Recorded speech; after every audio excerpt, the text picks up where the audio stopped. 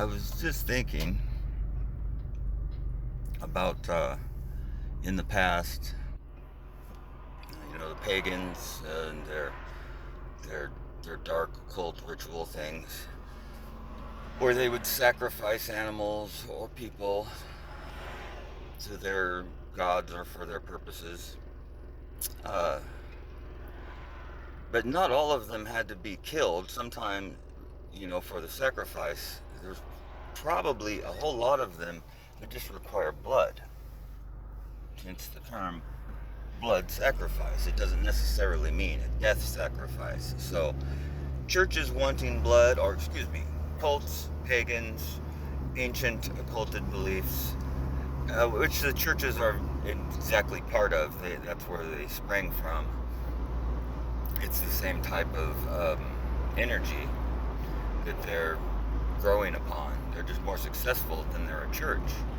But they go back to the blood thing. It's always about blood, and all through the Bible.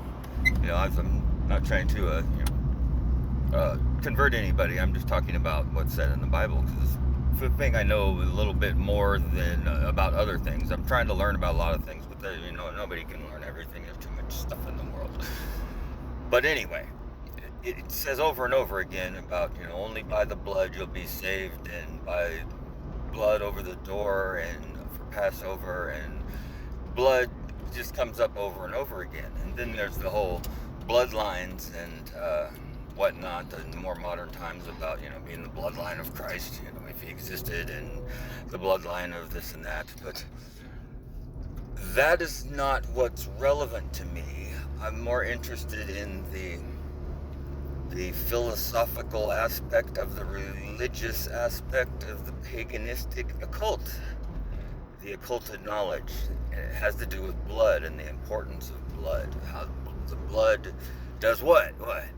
What do we think blood is? I mean, most people would, say, well, it's, physically, materially, what is blood? We'd say it's, proteins and enzymes and, all that stuff.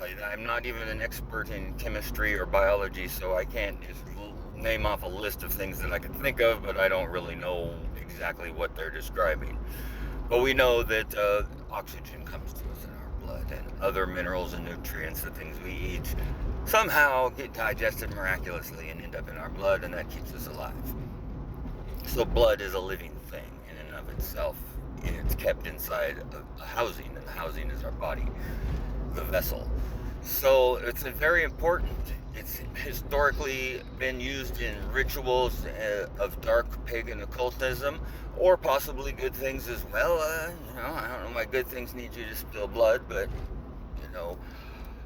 wars are spilling of blood. That's a blood ritual. Everything that has really harmful seems to be connected to those.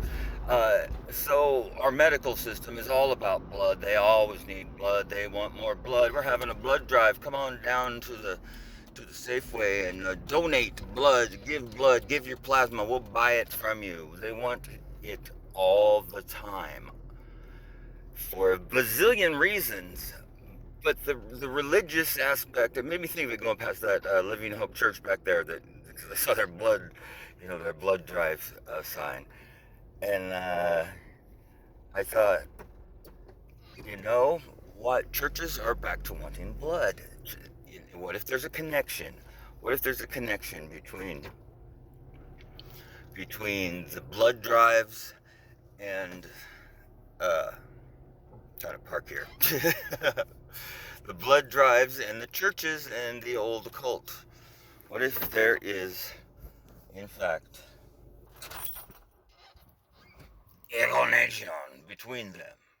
It's really me. I'm not AI. I'm not AI as far as I know. If I am, they're making a really very realistic structured program around me, and so who knows? Maybe we're all AI.